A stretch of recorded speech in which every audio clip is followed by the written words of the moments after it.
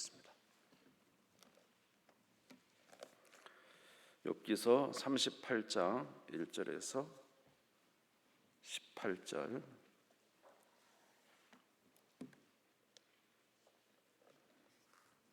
욥기서 38장 1절에서 18절 말씀까지. 찾으신 줄 알고 제가 좀 깁니다만 봉독하겠습니다. 그때 여호와께서 폭풍우 가운데에서 욥에게 말씀하여 이르시되 무지한 말로 생각을 어둡게 하는 자가 누구냐? 너는 대장부처럼 허리를 묶고 내가 내게 묻는 것을 대답할지니라. 내가 땅에 기초를 놓을 때에 내가 어디 있었느냐? 내가 깨달아 알았거든 말할지니라. 누가 그것의 도량법을 정하였는지, 누가 그 줄을 그것의 위에 띄었는지 내가 아느냐? 그것의 주추는 무엇 위에 세웠으며 그 모퉁이 돌을 누가 놓았느냐? 그때 새벽별들이 기뻐 노래하며 하나님의 아들들이 다 기뻐 소리 질렀느니라. 바다가 그 못에서 터져 나올 때에 문으로 그것을 가둔 자가 누구냐?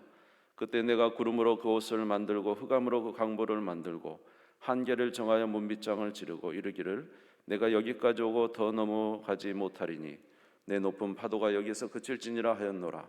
내가 너의 날에 아침에게 명령하였느냐? 새벽에 그 자리를 일러 주었느냐? 그것으로 땅끝을 붙잡고 악한 자들을 그 땅에서 떨쳐버린 일이 있었느냐? 땅이 변하여 진흙에 인친 것 같이 되었고 그들은 옷같이 나타나되 악인에게는 그 빛이 차단되고 그들의 높이 든 팔이 꺾이느니라. 내가 바다의 샘에 들어갔었느냐? 깊은 물 밑으로 걸어 다녀 보았느냐? 사망의 문이 내게 나타났느냐? 사망의 그늘진 문을 내가 보았느냐? 땅의 너비를 내가 측량할 수 있느냐?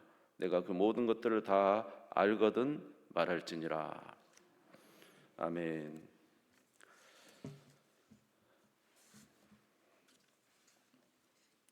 네, 욥기서 말씀을 이제 새벽에 보고 있습니다만은 이제 드디어 하나님께서 욥에게 나타나신 것입니다.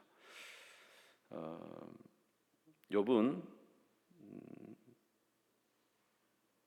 하나님 앞에 굉장히 불평을 좀 했죠. 물론 하나님께 순복하지 않는 건 아니지만은 욥이 그렇게 이제 마음속에 좀 불평이 생겼던 것은 자기가 이렇게 하나님 앞에 고난 받을 만한 죄를 짓지 않고 그래도 나름대로는 정말로 최선을 다해서 하나님 앞에 정직하고 온전하게 그렇게 섬겼음에도 불구하고 하나님이 그에게 엄청난 시련을 주시고 또 옆에 있는 친구들이 자기를 계속 정죄함으로 인해서 고난 가운데 있을 때 이제 이 기간이 얼마인지 정확히는 알지 못하지만 최소 수개월은 넘었는데 그 기간 동안에 이제 하나님 앞에 왜 죄가 없는 그래도 하나님 앞에 의롭게 산다고 산 나에게 이런 고난을 주십니까? 라는 불평이만을 이제 욥이 했던 것입니다.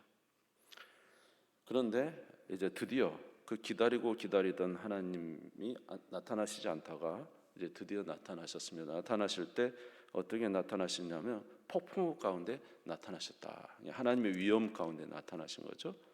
38장 1절에서 2절을 오늘은 성경을 좀 읽으면서 보겠습니다. 38장 1절에서 2절을 보시면 여호와께서 폭풍우 가운데서 욥에게 말씀하여 이르시되 무지한 말로 생각을 어둡게 하는 자가 누구냐? 드디어 하나님이 그 욥에게 나타나신 것이죠. 사실 이제 그 욥의 세 친구가 있었고 또 한 명 있었죠. 엘리후라는 젊은 친구가 말했습니다. 하나님은 너무 위대하신 분이니까 네가 선을 행한들 악을 행한들 하나님이 내게 뭘 그렇게 대단하게 너에게 관심이 있겠느냐?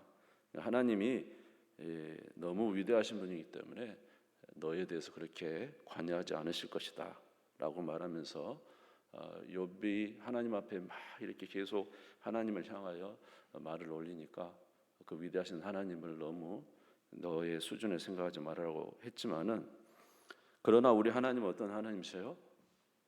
사실은 우리의 세밀한 부분까지 다 알고 계시는 하나님이시죠. 욥의 고난을 다 듣고 계신 분이시고 욥에게 나타나신 하나님이십니다. 우리 하나님은 너무 위대하시고 크시기 때문에 우리를 모르시는 분이 아니에요. 세상 왕들은 너무 이렇게 큰 도시에서 있기 때문에 백성들의 그 전답에서 일하는 그 백성들의 그 내용을 잘 모르잖아요. 그러나 우리 하나님은 그런 분이 아니십니다. 우리 하나님은 우리를 알고 계신 분이고 우리의 속속들이 나타나고 계신 분이라 우리가 부를 때 주께서 응답하시고 말씀하신 하나님이시죠. 네, 저와 여러분에게 이제 필요한 것은 끝까지 하나님을 신뢰하고 인내하느냐, 이제 이게 중요한데, 욥도 많은 기간 동안 하나님을 찾다가 드디어 하나님이 나타나셨습니다. 그런데 폭풍 가운데 나타나셨습니다. 그러면서 욥에게 하는 말이 무지한 말로 이치를 그르치는 자가 누구냐, 생각을 어둡게 하는 자가 누구냐 하면서 욥을 책망하면서 말씀하셨어요. 네가 그렇게 나에 대해서 내가 불공평하다고 너가 말하지만 나도 너에게 질문하겠다. 그래서 이제 질문을 해오는 자에게 답을 해주는 게 아니라 다시 질문하는 거예요. 이제 뭐 그걸 뭐라고 합니까? 수사법이 있죠. 그러니까 질문해 오면은 답을 하는 게 아니라 다시 질문해서 그 사람을 깨닫게 하는. 이제 그래서 우리 하나님께서 욥에게 다시 질문합니다. 그 질문이 뭐냐면은 네가 이 세상을 창조할 때 네가 그 창조를 어떻게 했는지 아느냐? 그때 이 세상 모든 창조물을 만들 때 네가 있었느냐? 뭐 이렇게 말씀을 하시는 것입니다. 욥기 38장 3절에서 6절입니다. 같이 한번 읽겠습니다. 시작. 너는 대장부처럼 허리를 물고 내가 내게 묻는 것을 대답할지니라. 내가 땅에 기초를 놓을 때 내가 어디 있었느냐? 내가 깨달아 알았거든 말할지니라. 누가 그것의 도량법을 정하였는지, 누가 그 줄을 그것 위에 띄웠는지 내가 아느냐. 자, 그래서 땅의 기초를 놓을 때, 그러니까 이 세상에 땅의 기초를 놓을 때 너가 그 땅의 기초가 어떻게 놓이는지 아느냐. 요 말해봐. 이 땅의 기초를 놓을 때 어떻게 땅이 기초를 놓아진 내가 아느냐. 그것의 도량을 어떻게, 이 세상 이 지구의 모든 땅들을 도량을 어떻게 이렇게 측정을 했고 줄을 띄었는지 내가 아느냐. 하나님께서는 이제 모든 자연 만물도 하나님의 작정 속에서 다 이렇게 이제 측정하고 줄을 띄우고 그래서 이렇게 만드셨다는 것이죠. 또 그 이 땅의 주추를 어디 위에 세웠는지 네가 아느냐. 이 땅의 모퉁이 돌이 어디에다가 세웠는지 네가 아느냐. 그러니까 욥에게 계속 하나님 묻습니다. 네가 창조 때 있었느냐? 내가 어떻게 이 지구를 만들고 땅을 만들고 그것을 어디 위에다 세우고 어떤 측량법과 도량법으로 그것을 만든 네가 아느냐? 알 리가 없죠. 그때 내가 이렇게 땅에 기초를 놓고 이렇게 할 때 새벽별들이 7절에 보니까 새벽별들이 기뻐하고 하나님의 아들들이 다 기뻐 소리 지르는, 하나님 아들 천사들이 다 소리 지르면서 새벽들과 천사들이 소리 질렀느니라. 그러면서 그때 그 영광 하나님의 일하심에 대해서 물어봅니다. 욥이 말할 수가 없겠죠. 두 번째는 바다의 한계를 어떻게 정하는지, 바다가 물이 터져 나올 때 그 물에 하나님의 한계를 정하셨다는 거죠. 그래서 바다가 더 이상 넘어오지 못하도록, 파도가 넘칠 때도 너는 여기 이상 더 못 오게 하나님이 한정을 하셨다는 거죠. 그러니까 이 세상의 자연 만물에 대해서 하나님께서 그 모든 것에 운용하시고 그 이제 법을 정하시고 한계를 정하셨다는 것입니다. 38장 8절에서 11절 한번 읽겠습니다. 8절에 11절 같이 읽겠습니다. 시작. 바다가 그 못에서 터져 나올 때 문으로 그것을 가둔 자가 누구냐? 그때 내가 구름으로 그 옷을 만들고 흑암으로 그 강보를 만들고 한계를 정하여 문빗장을 지르고 이르기를 내가 여기까지 오고 더 넘어가지 못하리니 내 높은 파도가 여기서 그칠지니라 하였노라. 하나님이 더 이상 바다의 한계, 땅을 넘어오지 못하게 하고 파도가 일어도 더 이상이 넘어오지 못하도록 한계를 정하셨다는 거죠.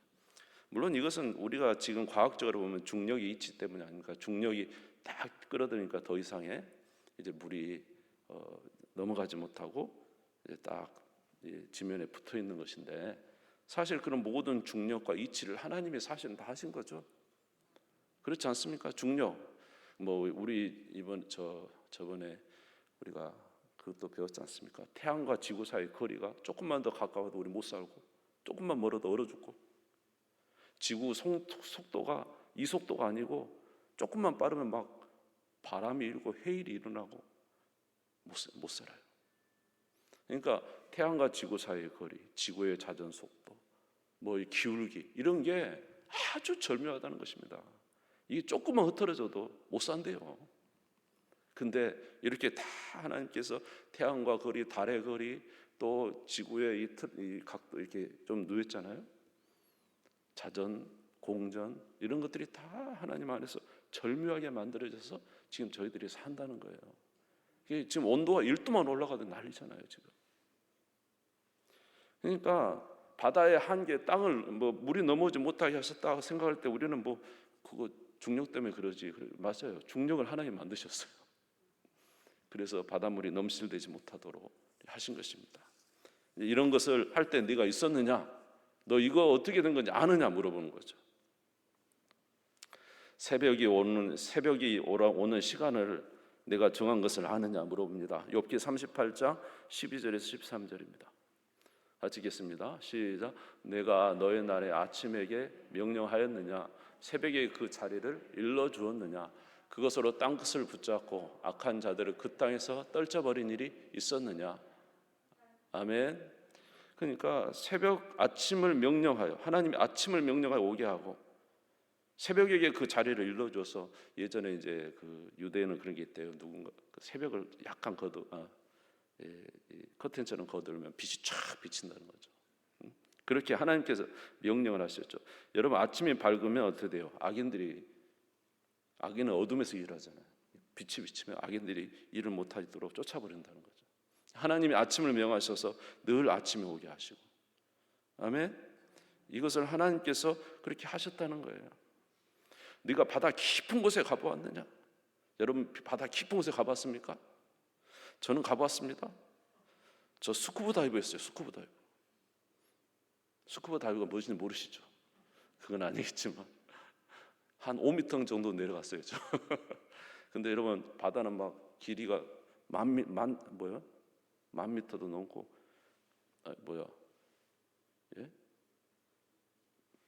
10km도 아래로 10km까지 내려간 데가 있대요. 그러니까 저 에베레스트 산보다 더 깊은 곳이 있다는 거예요, 바다에.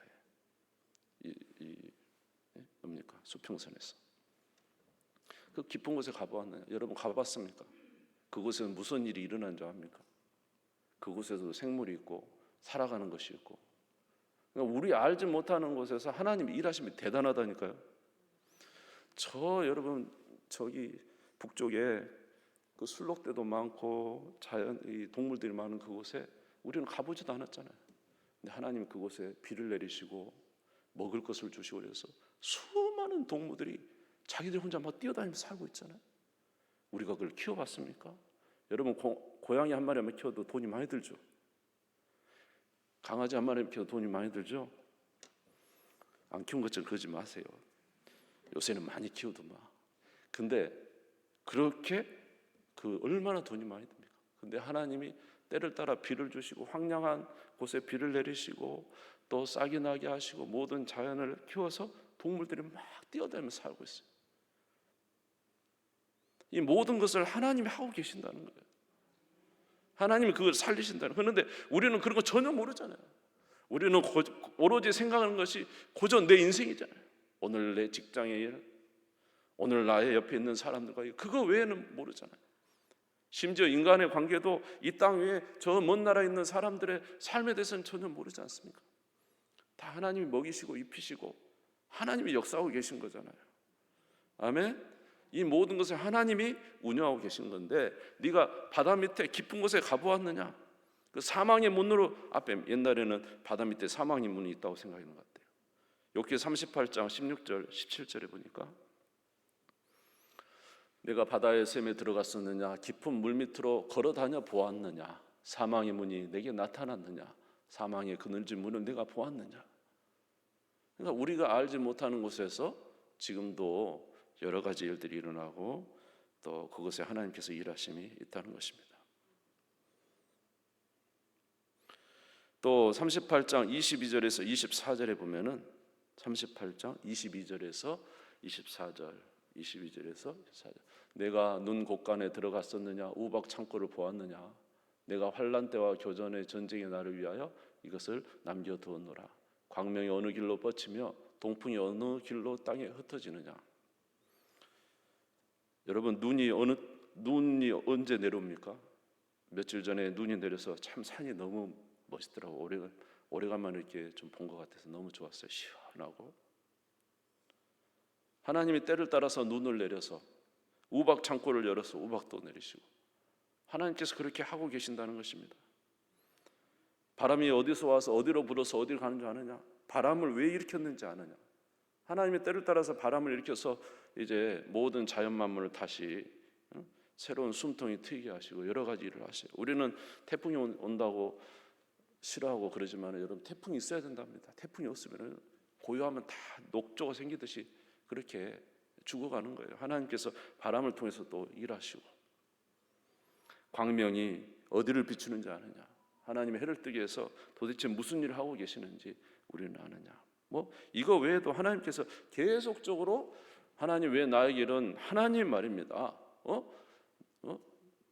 나름대로 의를 지키고 죄를 짓지 않은 나에게 왜 이런 고난을 주십니까? 하지만은 하나님 다시 물어보면, 너 그러면 내가 하는 이 모든 일을 아느냐? 너 북쪽에서 일어나는 그 일을 아느냐? 해가 뜨는 것을 네가 아느냐? 땅의 기초를 놓아봤냐? 바닷속을 아느냐? 압니까? 모르잖아요. 하나님이 어떻게 일하시는지 압니까? 하나님이 하늘을 어떻게 움직이시고, 바다를 어떻게 움직이시고, 바람을 어떻게 움직이시고, 지구의 기초를 어디다 놓으시고, 동물을 어떻게 키우시고, 이 모든 것을 하는 것을 압니까? 모르잖아요. 그런데 어떻게 인생을 하나님께 어떻게 해서 운용하는 걸 알겠느냐 이 말이에요. 하나님이 욥의 인생도 지금 운용하고 계시잖아요. 지금 고난받고 있지만 하나님이 욥의 인생도 지금 운용하고 계신다는 거죠. 지금 하나님이 이 세상을 돌리시는 거 여러분 믿습니까? 그러면 욥의 인생도 고난 가운데 있지만 욥의 인생도 하나님 운영하고 계시잖아요. 그러면은 그 하나님이 이 자연 만물에 대해서 모르는 내가 너의 인생을 어떻게 운영하는지 내가 너에게 말한다고 내가 알겠느냐 이 말이야. 알겠느냐?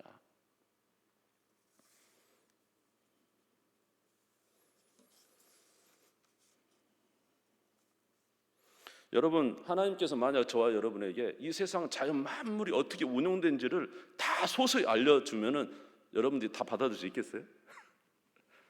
예? 야, 이 지구의 기초를 어떻게 놓은 줄 아냐? 물을 어떻게 하는 줄 아냐? 여러분, 중력 아는 거 이런 거 하는 거 불과 얼마 안 됐어요.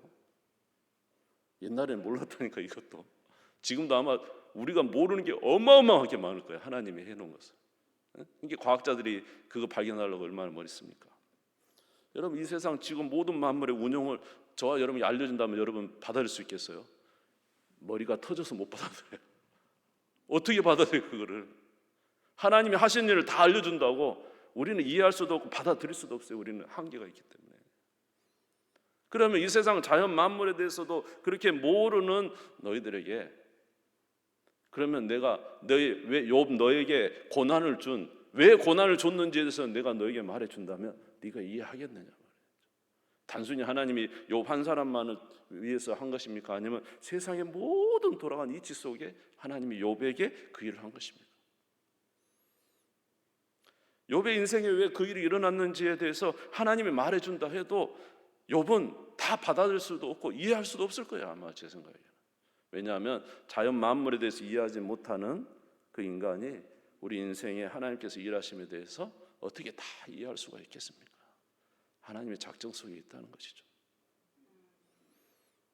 그런데 욥은 뭐라고 하냐면 하나님이 좀 불공평하고 나쁘다는 거예요. 나쁘다 하면 좀 그렇지만 하나님이 적어도 죄를 짓지 않고 의롭게 살았던 나에게 고난을 주는 것은, 이것은 내가 하나님과 대면해서 내가 한번 따져볼 일이라는 거예요. 왜 이런 일을 하셨느냐 이 말이에요.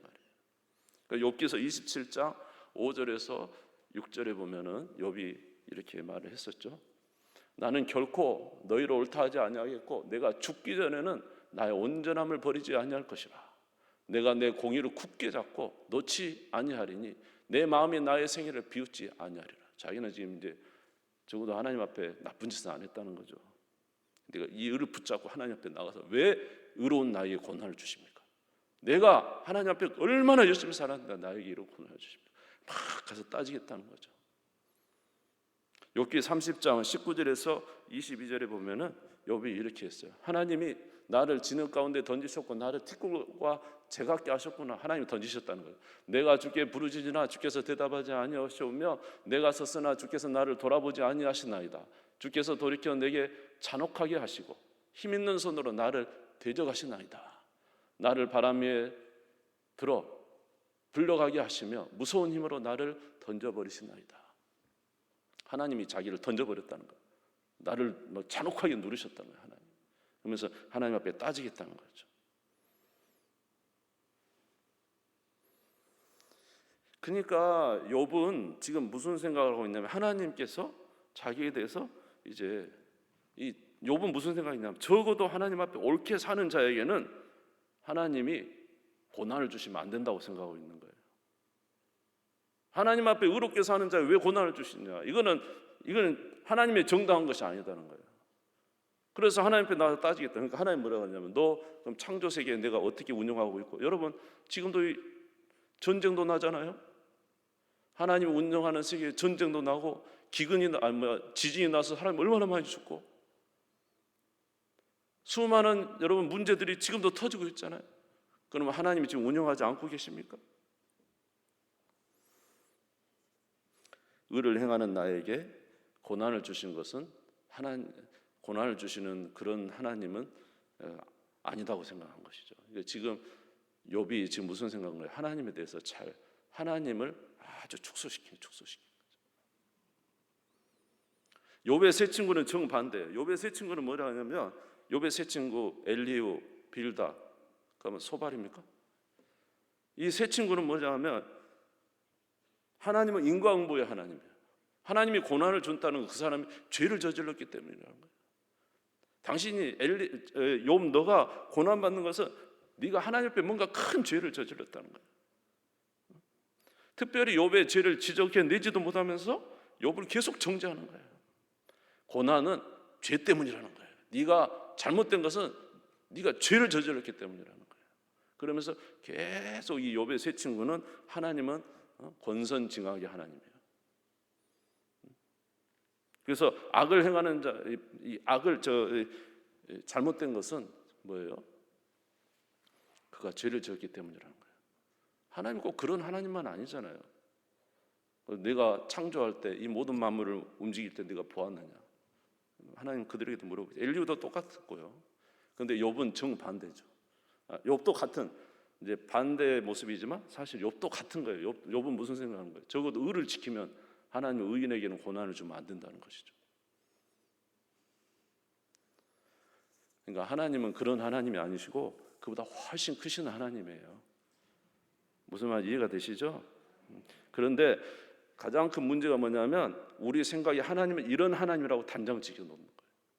그래서 아주 그냥 무슨 사고가 나고 어려움을 당하면은 저 사람 죄가 많아서 그래. 아예 그냥 해버려요. 이게 바로 욥의 세 친구예요. 세 친구. 근데 저와 여러분은 욥 같지 않습니까? 저는 그래도 하나님 앞에 기도하고 살았고 예배하고 살았고 그리고 하나님 앞에 열심을 냈는데 하나님 나에게 왜 이런 고난을 주십니까? 이건 하나님 아니시잖아요. 막 그러면서 적어도 하나님 앞에 열심을 냈으면 하나님 나에게 잘되게 해주셔야지. 내가 죄를 지었다면 인정합니다. 나 죄 지은 것도 아니고 그렇게 열심히 살았는데 왜 나에게 이런 일이 일어납니까? 이것은 하나님의 성품이 아니잖아요 하면서.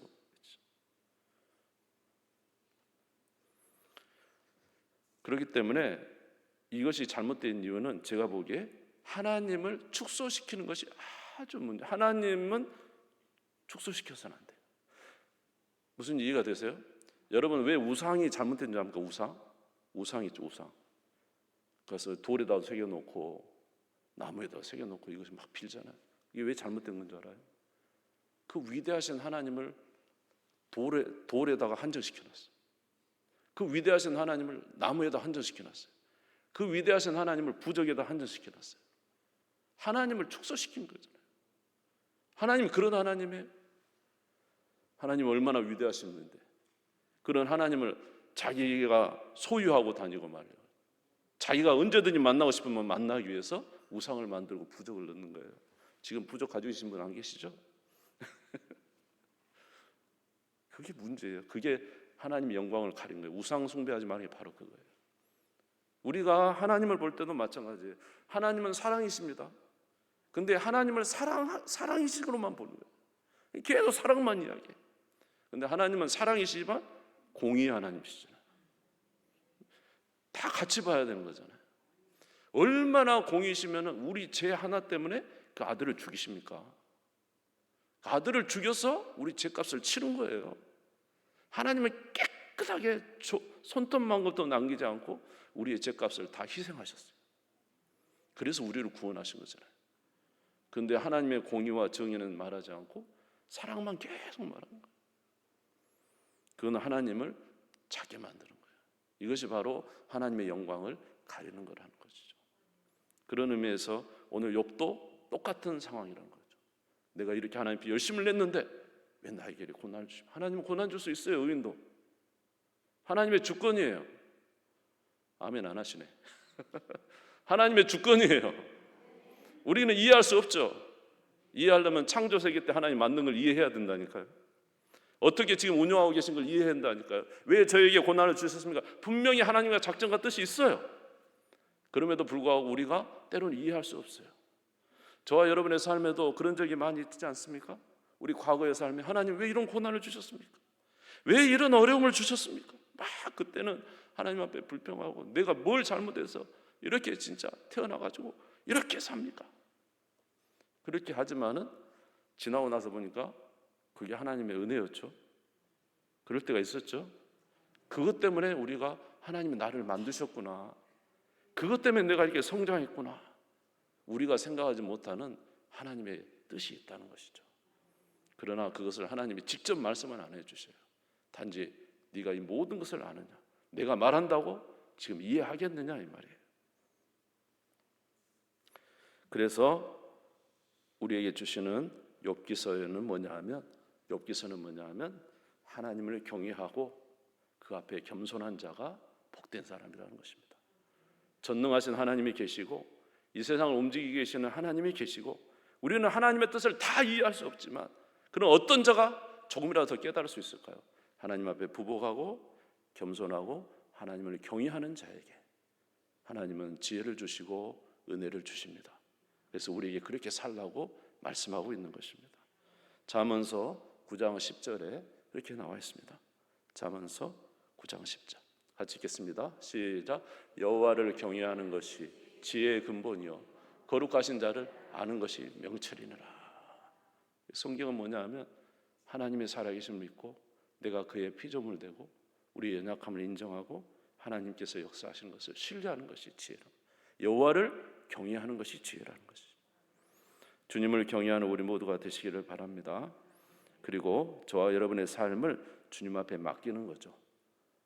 하나님의 지혜에 맡기는 것. 그래서 잠언서 3장 5절에서 7절에 보니까 너는 마음을 다하여 여호와를 신뢰하고 내 명철을 의지하지 말라. 너는 범사에 그를 인정하라.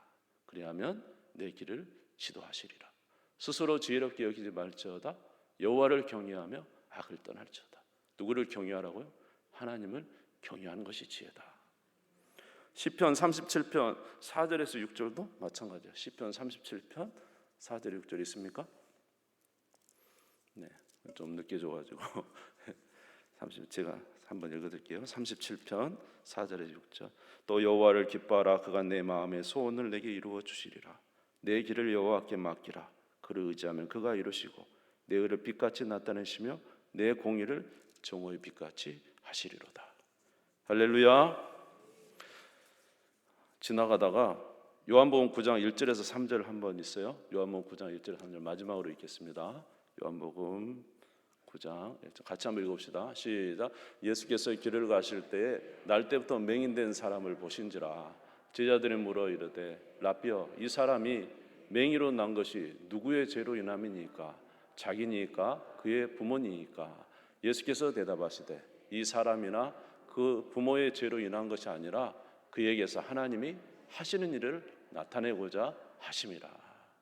맹인으로 태어난 이 사람이 왜 자기의 죄입니까? 부모 죄 때문에 태어났습니까? 맹인으로 왜 이렇게 태어났습니까? 그것은 그들의 죄가 아니라 그를 통해서 하나님이 하실 일이 있기 때문이다. 저와 여러분을 통해서 하나님이 하실 일이 있기 때문에 그 일을 진행하신 것입니다. 오늘 하나님 왜 나에게 이렇게 하셨어요? 라고 따져 묻기 전에 우리 하나님을 신뢰하고 하나님 앞에 겸손하게 살아가며 하나님 앞에 우리의 삶의 지혜를 구할 때 하나님 우리에게 능력을 주시고 은혜를 베풀어 주시고 인도해 주실 줄 믿습니다. 그리고 나중에 때가 되면 그 모든 일의 행하심을 깨달을 때가 있겠죠. 그러나 오늘 저와 여러분의 삶에 오늘 진정으로 필요한 것은 하나님이 살아계신다는 것과 하나님은 얼마든지 우리의 삶에 여러 가지로 일하실 수 있다는 사실을 인정하는 신앙을 겸손하게 가질 때 하나님께서 영광을 받으시고 또 저와 여러분의 삶에 역사하신다는 것을 말씀해 주고 있습니다. 이렇게 살아가는 우리 모두가 되시기를 주님의 이름으로 축원합니다. 주님 세움 부려지고 다